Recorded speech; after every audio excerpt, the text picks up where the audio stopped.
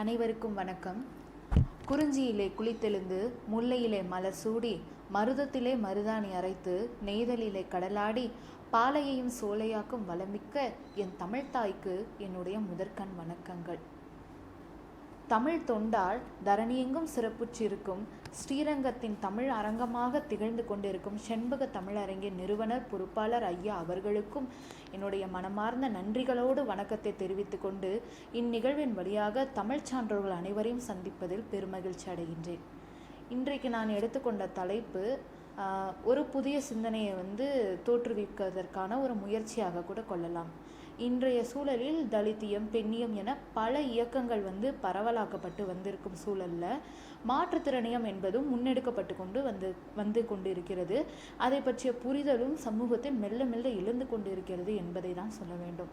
மாற்றுத்திறனியம் இந்த சொல்லாடலே இப்போ ஒரு 5-6 ஆண்டுகளாக தான் அதிகமான பரவலாக்கப்பட்டு வந்துட்டுருக்குன்றதை நம்மளால் அறிந்து கொள்ள முடிகிறது. நம்மை போன்று சக உணர்வுகளோடும் சமமாக மதிக்கப்படக்கூடிய சூழலில் வாழக்கூடிய மனிதர்கள் அவ்வாறு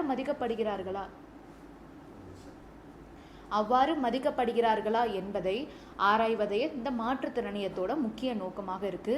அதன் அடிப்படையில் இன்று நான் எடுத்துக்கொண்டுள்ள படைப்பு கோவை அரசு கலைக்கல்லூரியில் தமிழ் பேராசிரியராக பணியாற்றி கொண்டு இருக்கக்கூடிய விழி மாற்றுத்திறனாளியாக முருகேசன் ஐயா அவர்கள் இயற்றிய கூண்டில் ஏற்ற முடியாத குற்றவாளிகள், இந்த தலைப்பில் தான் அவரோட புத்தகம் வெளிவந்திருக்கு. அந்த புத்தகத்தை குறித்து ஒரு தொகுப்புரையாக ஆய்வுரையாக இந்த உரை அமையும் அப்படின்றத தெரிவிச்சுக்கிறேன்.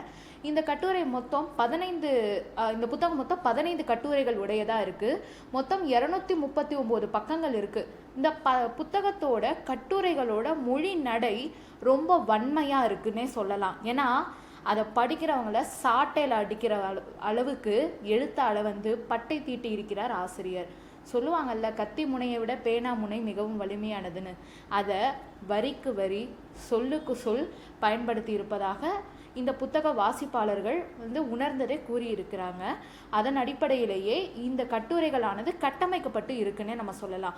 சமூகத்தில் மாற்றுத்திறனாளியம்னா என்ன, அந்த விழி மாற்றுத்திறனாளிகளோட நிலை எவ்வாறெல்லாம் சித்தரிக்கப்படுதுன்றது ஒவ்வொரு தலைப்பாக ஒரு குறிப்பிட்ட பரப்பை எடுத்துக்கொண்டு ஒவ்வொரு தலைப்பாக 15 தலைப்புகளில் வலியுறுத்தி சொல்லிட்டு இருக்காரு.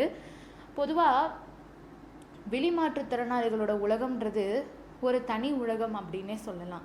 ஏன்னா அந்த உலகத்தில் காட்சி இன்பத்தை விட பெரிய இன்பம் பெரிதொன்றும் இல்லை அப்படின்னு தான் சொல்லுவாங்க. ஔவையார் கூட என்ன சொல்லியிருக்காரு, அரிதறிது மானிடராக பிறத்தலிருது, அதுன்னு கூன் குருடு செவிடுன்னு முதல்ல இந்த உறுப்பா நலன்கள் இல்லாமல் பிறக்கிறது அரிதுன்றதை அந்த வரிகள் மூலமாக தெரியப்படுத்தியிருக்காரு. ஆக இதெல்லாம் அமையப்பட்ட சக மனிதர்கள் இப்படி உறுப்பு நலன் சிதைவு காரணமாக இருக்கக்கூடிய மனிதர்களை, அந்த மாற்றுத்திறனாளர்களை அவமதித்தல் எந்த விதத்தில் நியாயம் அப்படின்றதன் அடிப்படையில் ஒவ்வொரு கட்டுரையும் இந்த கேள்விகளை முன்னெடுப்பதாகத்தான் இருக்குது. இதன் அடிப்படையில் விழிமாற்றுத்திறனாளிகளை பற்றி அணுகிறதுக்கு முன்னாடி நம்ம தமிழ் திரையுலகம் பல்வேறுபட்ட காலகட்டங்களில் வாழ்ந்த மனிதர்களை திரைக்காவியங்களாக காட்சிப்படுத்தி இருக்கிறத மறுக்க முடியாது. அதன் அடிப்படையில் விழிமாற்றுத்திறனாளிகளோட வாழ்வியலை குக்கு அப்படின்ற ஒரு திரைப்படம் தெரிவிக்கும். அதில் பாடலாசிரியர் ரொம்ப அழகாக ஒரு வரிகளை கொடுத்துருப்பாரு. ஆகாசத்தை நான் பார்க்குறேன், 6 கடல் நான் பார்க்குறேன். ஒரு விழி மாற்றுத்திறனாளிக்கு பார்வை இல்லை அப்படின்றத பெருங்குறை. ஆனால் அவரோட முதல் நிலையிலேயே பார்க்குறேன் அப்படின்னு ஒரு தன்னம்பிக்கை உணர்வை தூண்டக்கூடிய விதத்தில் பாடல்களை இயற்றியிருப்பார். இந்த நோக்கு சமூகத்தில் பரவலாக்கப்படணும்னா மாற்றுத்திறனாளியம், அதிலும் குறிப்பாக விழுமாற்றுத்திறனாளிகளை எவ்வாறு கையாள வேண்டும்ன்றதை நம்ம கண்டிப்பாக புரிஞ்சுக்கணும். ஹெலன் கெல்லர் நம்ம எல்லாருமே அறிந்த ஒரு புரட்சி பெண்மணி அப்படின்னே சொல்லலாம். அப்போ அவங்களுக்கு பார்வை புலன் கிடையாது, காது கேட்காது, வாய் பேசவும் இயலாது. அப்படிப்பட்ட அந்த ஹெலன் கெல்லர் உலகத்தில் பல்வேறுபட்ட புரட்சி விதைகளுக்கு மூல காரணமாக இருந்திருக்காங்க. ஹிட்லரே எதிர்த்து அன்றைய நாட்களில் போர்க்கொடி தூக்குனாங்கன்னு சொல்லி வரலாறு நமக்கு காட்சிப்படுத்துது. அந்த ஹெலன் கெல்லருக்கு ஆசிரியர் ஆன் சலிவன் அவங்க என்ன பண்ணுறாங்க, ஒவ்வொரு பொருளையாக இந்த பொண்ணுக்கு முதல்ல உணர வைக்கணும், இந்த பொண்ணுக்கு முதல்ல வார்த்தைகளை சொல்லி கொடுக்கணும் அப்படின்னு சொல்லிட்டு அந்த பொண்ணோட கைகளை நீட்டுன்னு சொல்லி அந்த பொண்ணோட கைகளில் டால் அப்படின்னு எழுதிட்டு ஒரு பொம்மையை கொடுக்குறாங்க. அந்த பொண்ணுக்கு புரியலை, இது என்னது, இது பற்றி ஒன்றுமே புரியலையே அப்படின்ட்டு திருப்பி முயற்சி பண்ணுறாங்க, புரியலை. அப்போ என்ன பண்ணுறாங்க, அடுத்த நாள் இந்த பொண்ணுக்கு இந்த உலக சார்ந்த விஷயங்களை எப்படி நம்ம கையாளணும், எப்படி நம்ம கற்றுக் கொடுத்தா அவளுக்கு புரியக்கூடிய விதத்தில் இருக்கும்னு அன்றைய நாள் முழுக்க ஆன் சலிவன் யோசிக்கிறாங்க. அடுத்த நாள் அவர்களுக்கு தெரியுது, அப்போ பைப்புலேருந்து தண்ணி வழிஞ்சிட்டு இருக்கு. அந்த தண்ணியை நோக்கி ஹெலன் கெல்லரோட கைகளை நீட்டுறாங்க. அப்படி நீட்டும் பொழுது அந்த தண்ணியோட தன்மை, அதோட இயல்பு எல்லாத்தையும் அவள் உணர்றா. தண்ணி ரொம்ப குளுமையாக இருக்குது, அது வந்து கையில் பிடிக்க முடியல. அப்படி பல்வேறு சோதனைகள்லாம் செஞ்சு அவள் உணர்ந்து கொண்டு இருக்கப்ப அவள் கையை பிடிச்சி வாட்டர் அப்படின்னு எழுத வைக்கிறாங்க. அப்போ வாட்டர் அப்படின்றத எழுதுனது, இப்படித்தான் ஒரு பொருளை நம்ம வந்து புரிந்து கொள்ளணும், அந்த பொருளுக்கான பெயர் இப்படியாக அமைகுது அப்படின்னு சொல்லிட்டு ஹெலன் கெல்லர் அந்த இடத்துல இருந்து கற்றுக்கிறாங்க. அன்றைக்கு மட்டுமே அந்த ஆர்வத்தின் பால் 500 வார்த்தைகளை கற்றுக்கொண்டதா வந்து ஹெலன் கெல்லரோட வாழ்க்கை வரலாறு சொல்லுது.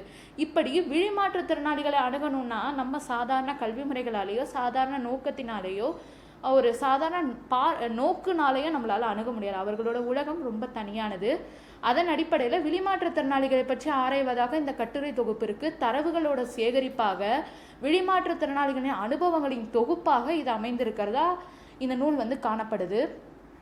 இதில் இந்த நூலை எடுத்ததற்கு இன்னொரு காரணம் என்னென்னா, இந்த மாற்றுத்திறனாளர் சமூகத்தை பேசுவதற்கான இலக்கிய கூட்டங்கள் வந்து மிக மிக குறைவு. இந்த கிடைத்த வாய்ப்பை பயன்படுத்திக்கணும் அப்படின்ற ஒரு சின்ன சுயநலம் தான். என்ன சுயநலம் அப்படின்னா, இந்த விழிமாற்றுத்திறனாளிகள் வரிசையில் நானும் ஒருத்தி. அதன் அடிப்படையில் என்னோட சமூகத்தை சார்ந்த நண்பர்கள் இல்லை எங்களோட பிரச்சனைகளை எடுத்துரைக்கக்கூடிய ஒரு களமாக இதை நான் பயன்படுத்தி கொள்ளலான்னு இருக்கேன். இப்போ நூலுக்குள்ளே போகலாம். 15 தலைப்புகளில் விழிமாற்றுத்திறனாளிகளோட பிரச்சனைகளை வந்து ஆசிரியர் பட்டியலிட்டு போகிறாரு. அதில் முதல் தலைப்பு பிறந்த வீடும் புழங்கு பரப்பும். இதில் ஆரம்பத்திலேயே ஆசிரியர் என்ன சொல்கிறாருன்னா, ஒரு குடும்பமும் ஒரு சமூகமும் எப்படியெல்லாம் கட்டமைக்கப்பட்டிருக்கு அப்படின்றத முதல்ல நமக்கு காட்சிப்படுத்துகிறாரு. ஒரு குடும்பம்ன்றது சமூகத்தோட பிரதிபலிப்பு, இல்லை சமூகம்ன்றது குடும்பத்தோட பிரதிபலிப்பு, எப்படி வேணாலும் பார்க்கலாம். அந்த குடும்பம் அல்லது சமூகத்தோட தலைமகனாக இருக்கக்கூடியவர் ஆண் மட்டும்தான். இந்த குடும்பத்தை மட்டும் நம்ம இப்பொழுது எடுத்துக்கொண்டா குடும்பத்தில் ஆண்டான் அடிமை முறை இருக்குது அப்படின்னு சொல்லி ஆசிரியர் சொல்கிறாரு. என்ன அப்படின்னா, அந்த வீட்டோட தலைவர் என்ன சொல்கிறாரோ அதற்கேற்ப அங்கே வீட்டில் வசிக்கக்கூடியவர்கள் அல்லது குடும்ப உறுப்பினர்கள் அதற்கு கட்டுப்பட்டவர்களாக வாழக்கூடிய ஒரு சூழல் இருக்குது. இதைத்தான் ஆண்டான் அடிமை உணர்வு அப்படின்னு சொல்லி அவர் குறிப்பிடுறாரு. அது மட்டும் இல்லாமல் குடும்பத்தில் இது எப்படி இயங்குதான், சமுதாயத்தின் சகல சார்புடனும் வர்க்க உணர்வுடனும் ஆதிக்க வெறியுடனும் இந்த குடும்பமான அமைப்பு வந்து இருக்குது அப்படின்றத ஆசிரியர் நமக்கு காட்டுறாரு. இந்த குடும்பம் அந்த ஆதிக்க உணர்வு எப்படியெல்லாம் வெளிப்படுதுன்னா, இன்றைக்கி நம்ம சமூகத்தில் அதிகமாக பார்க்கக்கூடிய ஆணவ படுகொலைகளையே நம்ம எடுத்துக்கலாம்.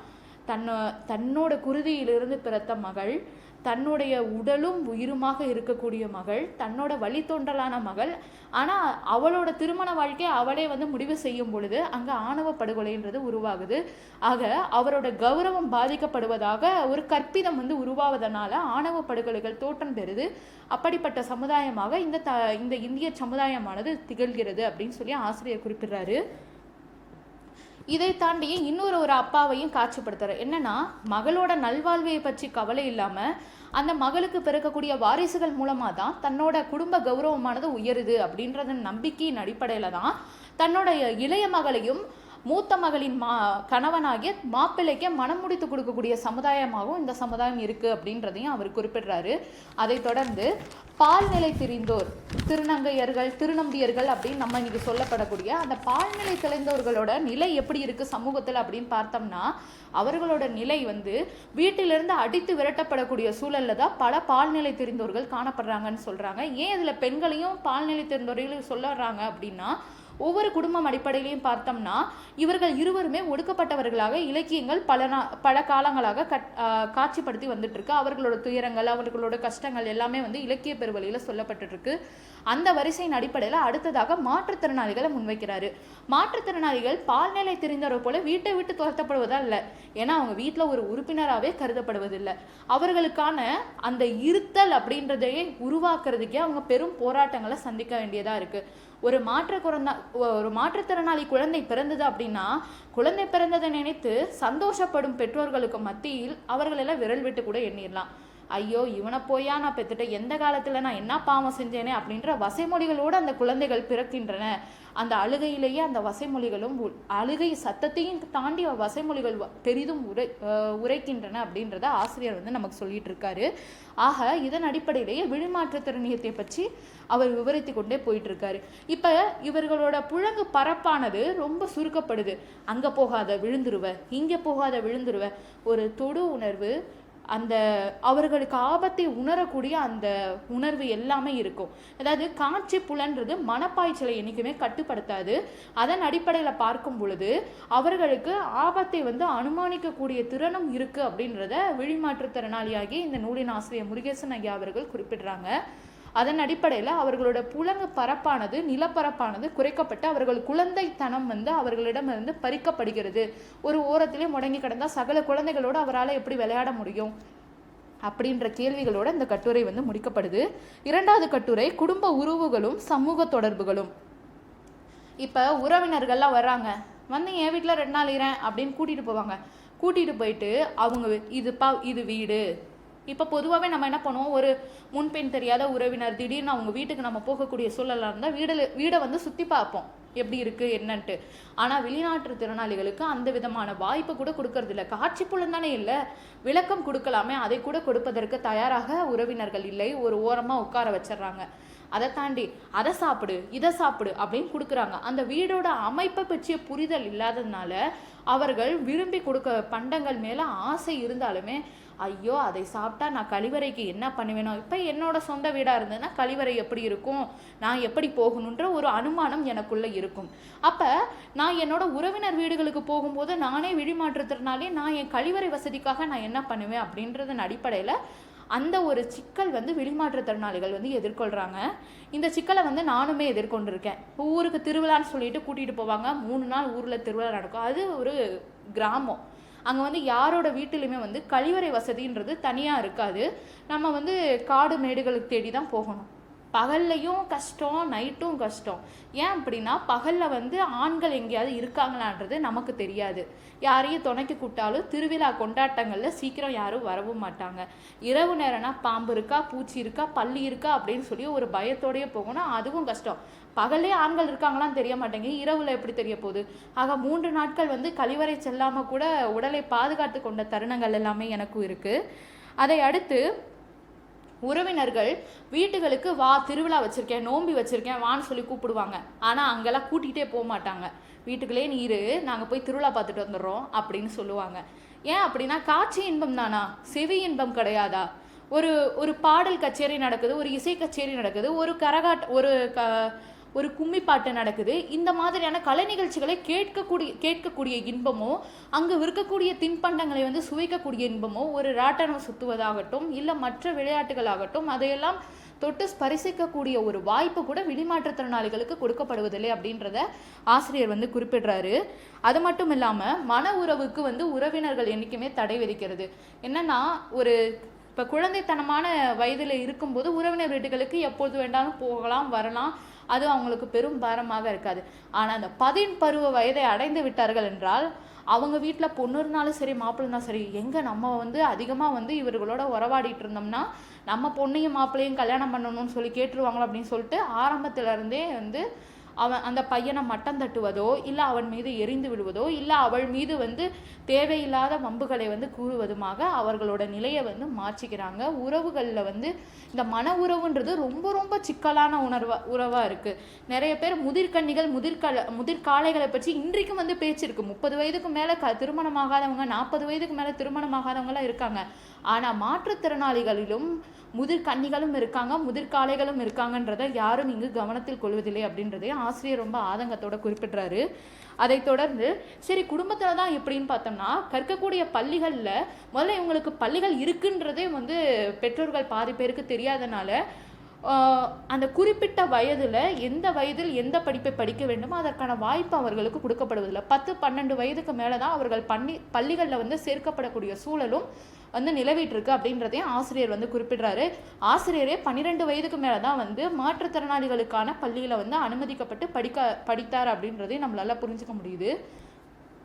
பள்ளிகள் சிறப்பு பள்ளிகளில் படித்து முடிச்சிடுறாங்க. கல்லூரிகள் வரும்போது வகுப்பறையில் அவர்களை தனித்து அமர வைக்கப்படுறாங்க. சக மாணவர்களோடு அவர்கள் வந்து பழகுவதற்கான சூழல் வந்து உருவாவதில்லை.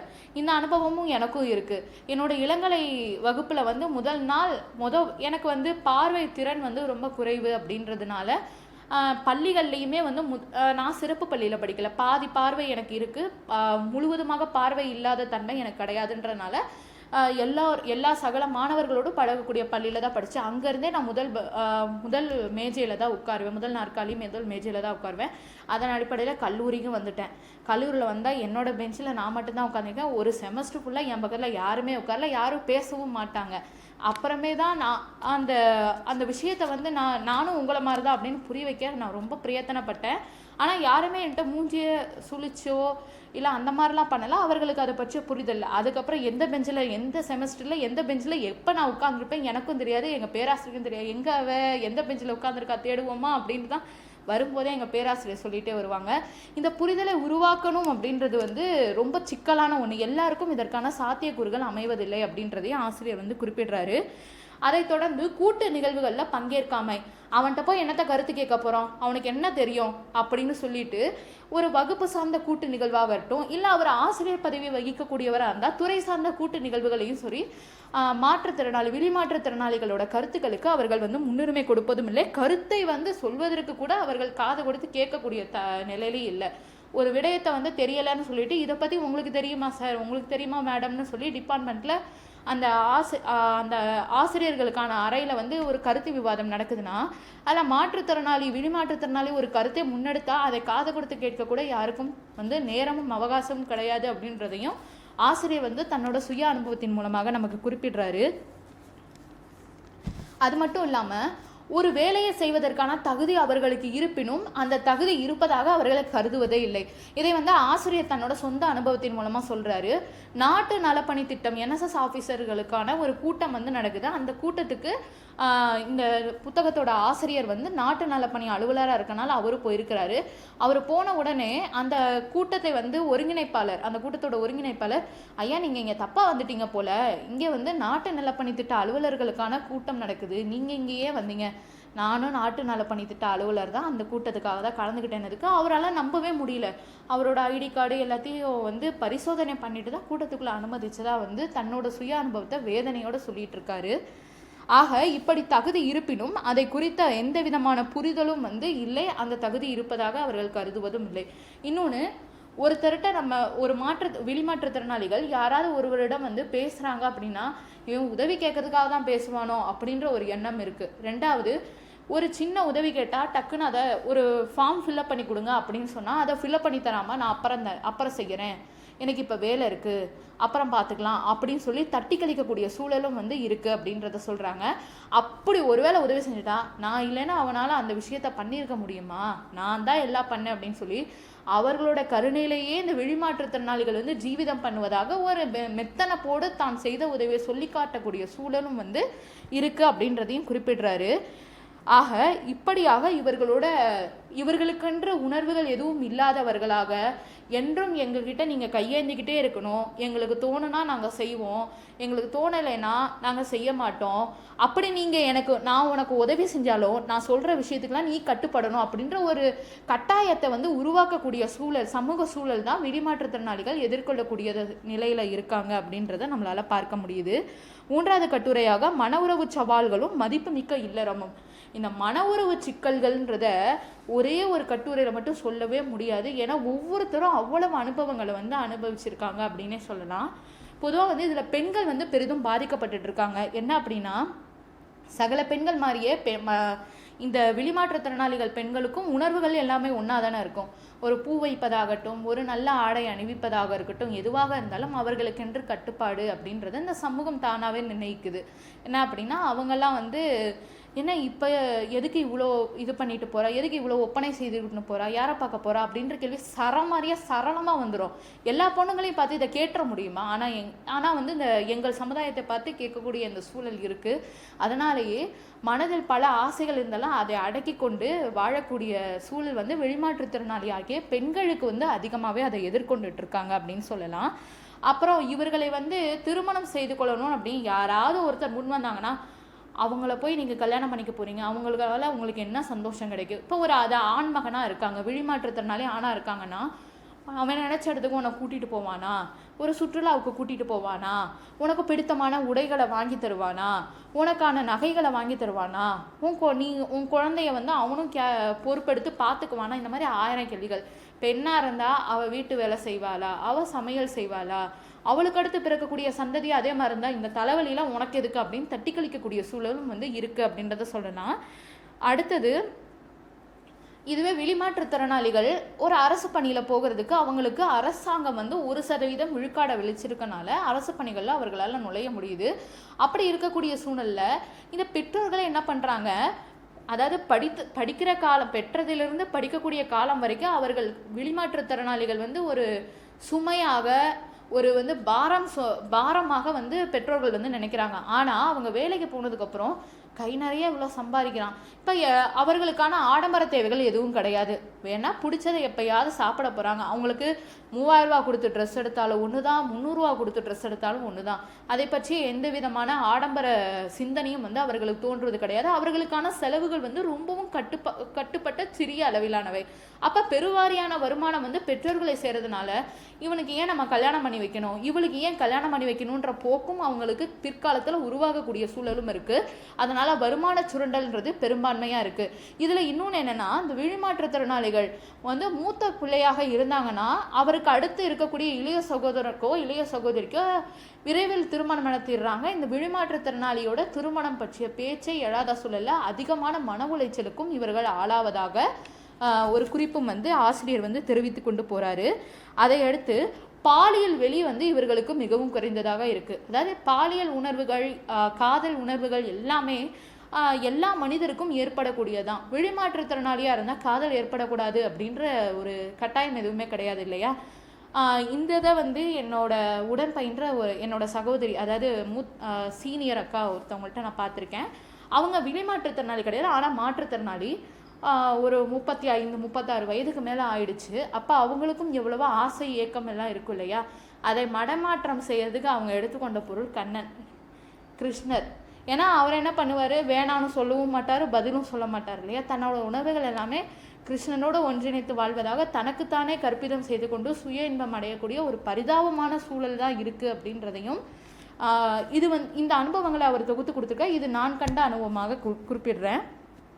அடுத்து அதை விட அடுத்து ஒரு அபத்தமான ஒரு வந்து ஒரு அனுமானம் என்ன அப்படின்னா, குழந்தை பிறப்பை பற்றி அவர்களுக்கு எந்த விதமான புரிதலுமே இருக்காது அப்படின்றது. இறைவன் கொடுத்த அறிவில் இந்த அறிவு எப்படி கற்புலன் இல்லைன்னா மற்ற அறிவுகள் வேலை செய்யாமல் போகுமா அப்படின்ற ஒரு புரிதலும் இல்லாமல் சமூக மன உறவுகளில் இத்தனையான சிக்கல்களை வந்து முன்வைக்கக்கூடியதாக இருக்குது அப்படின்றத பார்க்கலாம். அதில் பெண்கள் எதிர்கொள்ளக்கூடிய சிக்கல் வார்த்தைகளால் விவரிக்க முடியாத அளவுக்கு அதிகப்படியான சிக்கல்கள் இருக்குது அப்படின்றதையும் ஆசிரியர் வந்து தெரிவிச்சிட்ருக்காரு. அடுத்தது அன்றாட பயணங்களும் அதில் ஏறக்கூடிய அடிப்படை சிக்கல்களும் அப்படின்றதன் அடிப்படையில் அடுத்த கட்டுரை 4வது கட்டுரை அமைக்கிறாரு. இதில் வந்து பயணம் செய்யக்கூடிய அந்த புழங்கு வெளியில் விழிமாற்றுத்திறனாளிகள் எதிர்கொள்ளக்கூடிய சிக்கல்கள் எல்லாத்தையுமே ஆசிரியர் ஒன்றன் பின் ஒன்றாக குறிப்பிடுறாரு. ஒரு பேருந்து பயணத்துக்கு நம்ம போகிறோன்னா அந்த விழிமாற்றுத்திறனாளின்றதை பார்த்ததுமே கண்டுபிடித்து விடுவார்கள் இல்லையா?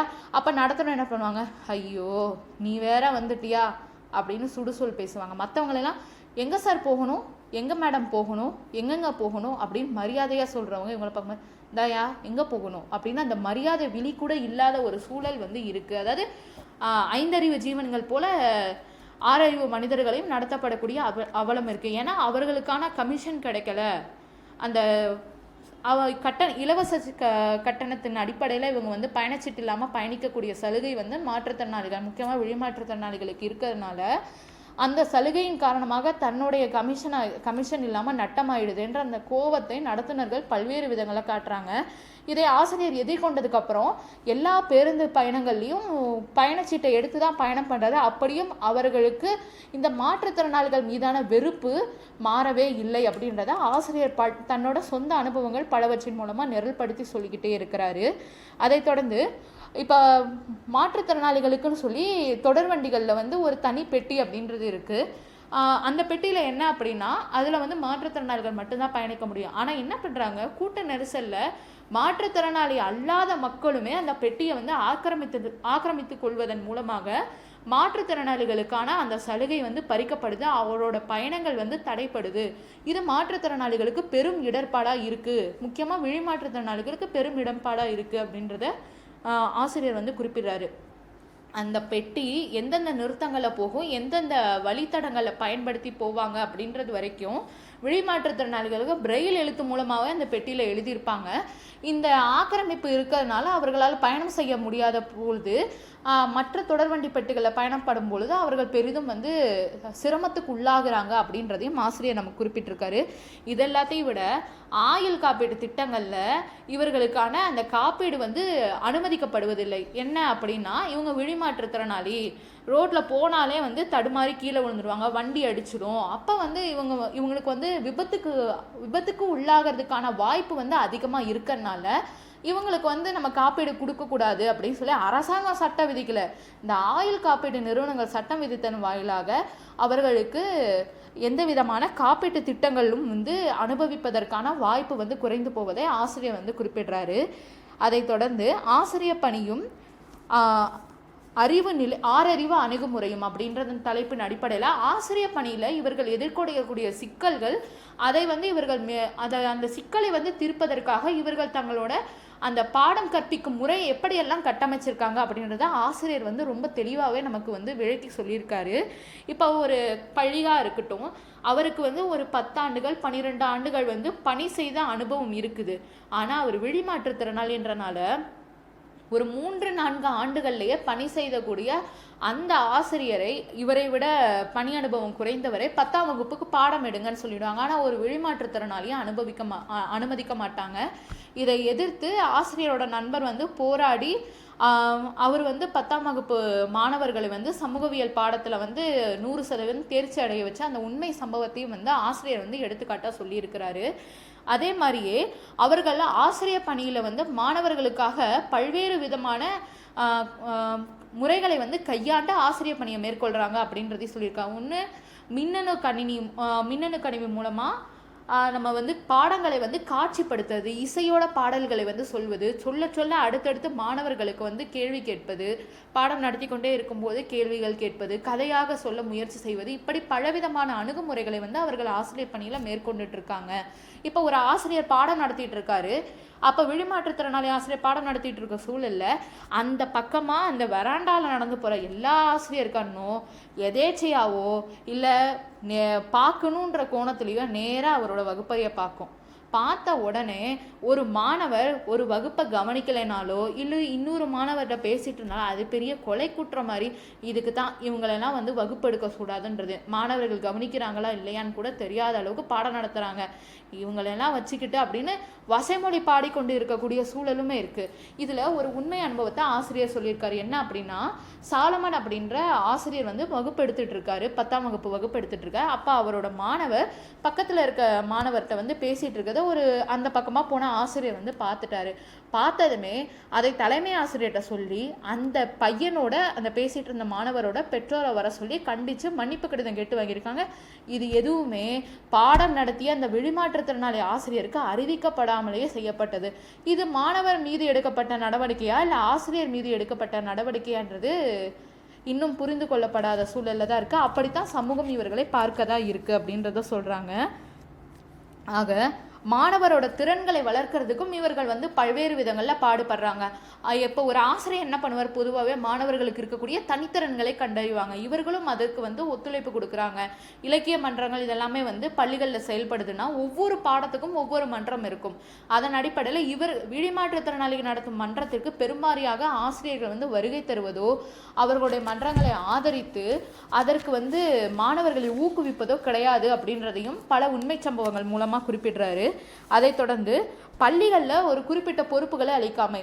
இப்போ இந்த முருகேசன் ஐயா விழிமாற்றுத்திறனாளி தான், ஆனால் வந்து பல்வேறு பயிலரங்குகளை நடத்துறது, கருத்தரங்குகளை நடத்துறது, ஆய்வாளர்கள்லாம் ஒன்றிணைத்து ஒரு கல்வி சார்ந்த சுற்றுலாவுக்கு ஏற்பாடு செய்வது, இந்த மாதிரியான மேலாண்மை திட்டங்கள் எல்லாமே வந்து ரொம்ப தெரிவர செஞ்சிட்டு இருக்காரு. ஆக இப்படி வாய்ப்புகள் எதுவுமே மறுக்கப்பட்டு அவர்களுக்கான பொறுப்புகளை வழங்காம அவர்களோட இருத்தலையே வந்து கேள்வி கேட்கக்கூடிய சூழல்ல தான் பள்ளிகள் வந்து செயல்பட்டு இருக்கு அப்படின்றதை வந்து ரொம்ப காரசாரமாகவே விவாதிச்சிருக்காரு முருகேசன் ஐயா அவர்கள். அதை தொடர்ந்து அதிகாரத்தின் அதிகாரம் அப்படின்ற தலைப்புல எல்லா அதிகாரிகளையும் விரல் விட்டு இல்லை கை நீட்டியே கேள்வி கேட்குறாரு. ஏன்னா அந்த அளவுக்கு வெளிமாற்றுத்திறனாளிகள் எதிர்கொள்ளக்கூடிய பிரச்சனைகளை முற்றிலுமாக பட்டியலிட்டு படிப்பவரை வந்து சாட்டையடி கொடுக்கக்கூடிய விதத்தில் தன்னோட எழுத்துக்களை வந்து பதிவு செய்திருக்கிறார் அப்படின்னே சொல்லலாம். பள்ளியில் வேலை செஞ்சிட்டு இருக்கு வெளிமாற்றுத்திறனாளி வேலை பார்த்து கொண்டு இருக்கிறார். அப்போ அங்கே வந்து ஒரு வட்டாட்சியர் அலுவலர் இவருக்கெல்லாம் ஏன் வேலை கொடுத்தீங்க அப்படின்னு வெளிமாற்றுத்திறனாளி ஆசிரியர் முன்னாடியே கேள்விகள் கேட்டதாக ஒரு உண்மை சம்பவத்தையும் வந்து தன்னோட எழுத்துக்களில் பகிர்ந்து நம்மளை திடுக்கிடவே வைக்கிறார். ஆக ஒரு அலுவலர் அதிகாரம் இருக்கின்ற பட்சத்தில் ஒருவரோட திறன்களை மதிக்காமல் அவருடைய பார்வை புலனின்மையை வந்து கை நீட்டி கேள்வி கேட்பது எந்த விதத்தில் நியாயம்? இதுக்கு அதிகாரம்ன்ற போதை வந்து அவருக்கு காரணமா இருக்கு அப்படின்றதை குறிப்பிடுறாரு. அதை தொடர்ந்து சிறப்பு காப்பகங்கள் மற்றும் அந்த சலுகைகளை வந்து நடைமுறைப்படுத்துவதில் சிக்கல். அவர்களுக்குன்னு சலுகைகள்லாம் இருக்குது அப்படின்னா அந்த சலுகைகள் அரசாங்கத்தால் கொடுக்கப்படுவது என்னமோ உண்மை. அந்த சலுகைகளை பெறுவதில் கூட அவர்கள் போராட்டம் பெரிதாக செய்யவில்லை. ஆனால் அதை நடைமுறைப்படுத்துறதா அதிகமான போராட்டங்களை வந்து அவர்கள் களம் காண வேண்டியிருக்கு அப்படின்றதை குறிப்பிடுறாரு. அதே போல தான் தகுதி இருந்தாலும் அவர்களுக்கு உயர் பதவிகள் கொடுப்பதில் மறுக்கப்படுதல். ஒரு மாணவர் வெளிமாற்றுத்திறனாளி அவர் வந்து கல்லூரியில் சேர்வதற்காக வணிகவியல் பாடத்தை வந்து தெரிவு செஞ்சிருக்காரு. அப்போ அந்த துறை தலைவர் அவரை நேர்முக தேர்வு செய்யும் போது இதுக்கெல்லாம் நீ வந்து உனக்கு வந்து படிக்கிறதுக்கு வசதி இருக்காது, இதுக்கெல்லாம் நீ சரியாக வரமாட்ட, அதனால் நீ அஞ்சல் வழியில் கல்வி கற்றுக்கோன்னு சொல்லி அந்த மாணவருக்கு கல்வி கற்கக்கூடிய சூழலை வந்து மறுத்தளித்ததாக ஒரு உண்மை சம்பவத்தையும் வந்து சான்றாக இதில் குறிப்பிடுறாரு. அதை தொடர்ந்து இப்போ ஒரு பெண்கள் ஆணையம்னா அங்கே இருக்கக்கூடிய பெரும்பாலான அலுவலர்கள் வந்து பெண்களாகத்தான் இருப்பாங்க.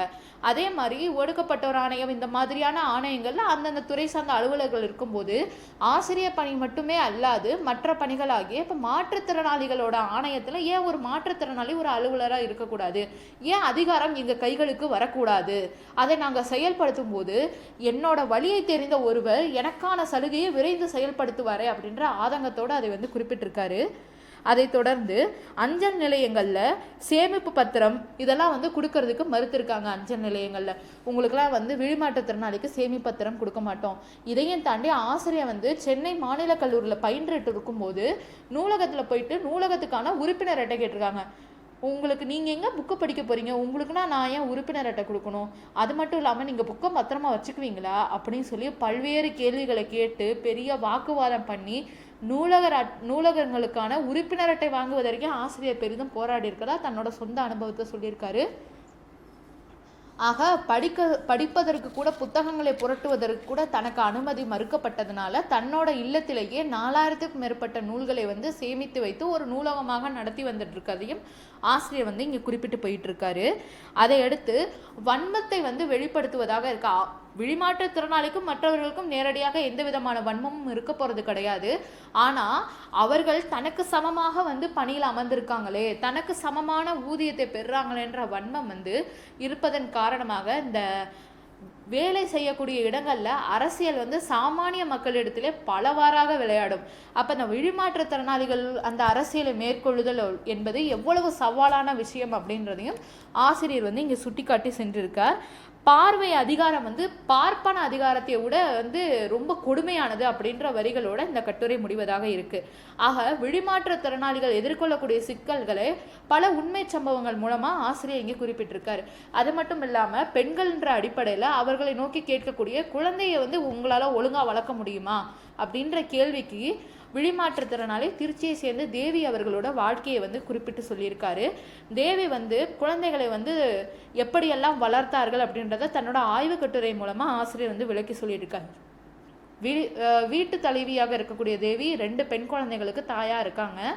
அவங்க வந்து குழந்தைங்களை வந்து சின்ன வயதிலிருந்தே தானே வந்து பராமரிப்பது, தானே குளிப்பாட்டுவது, தானே உணவு ஊட்டுவது, உணவு சமைத்தலில் வந்து மிகு தேர்ச்சி பெற்றவர்களாக இருக்காங்க. அதே மாதிரி குழந்தைகளோடு தொடர்ந்து வந்து பேசிக்கொண்டே தன்னோட அன்றாட வேலைகளை செய்பவராக இருந்திருக்காங்க. அது மட்டும் இல்லாமல் கிட்டத்தட்ட குழந்தைகள் பிறந்து ஒரு 4-5 மாதங்கள்லேயே அம்மாவுக்கு இருக்கக்கூடிய விழிமாற்றுத்திறனை தெரிந்து கொண்டு குழந்தைகளும் அதற்கேற்ப பழக இவர்களும் பழக்கப்படுத்தி இருந்து தன்னோட குழந்தை வளர்ப்பு திறன்களை தன்னோட அனுபவமாக சொல்லியிருக்கிறாங்க. ஆக எதுவுமே வந்து இயலாதது அப்படின்றது கிடையாது. அதற்கான முறையான பயிற்சிகளோடு அதை நம்ம அணுகுனோம்னா அது இயல்பானதாக இருக்கும். கடல் தாண்டும் பறவைகள்லாம் இளைப்பாற மரங்கள் ஏது இருந்தாலுமே கண்டம் தாண்டியே அவை பறந்து போகும் அப்படின்னு சொல்லி முத்துக்குமார் வந்து பாடல் வரிகளில் சொல்லியிருப்பாங்க. அந்த மாதிரி நித்தமும் போராட்டம் நாளும் எதிர்நீச்சல் போட்டு இருக்கக்கூடிய மாற்றுத்திறனாளிகளோட வாழ்வில் ஆயிரக்கணக்கான பிரச்சனைகள் வந்து சவால்களாக வந்து போனாலும் தன்னம்பிக்கை குன்றாதவர்களாக அவர்கள் இருக்காங்க. அவர்களை வந்து புரிந்து கொள்ள முயலாவிடினும் அவர்களை பற்றிய வசைமொழிகளை பாடுவதையாவது நிறுத்தி அவர்களை மனிதர்களாக நடத்துங்கள் என்று கேட்டுக்கொண்டு என்னுடைய உரையை இத்தோடு முடிக்கிறேன். நன்றி.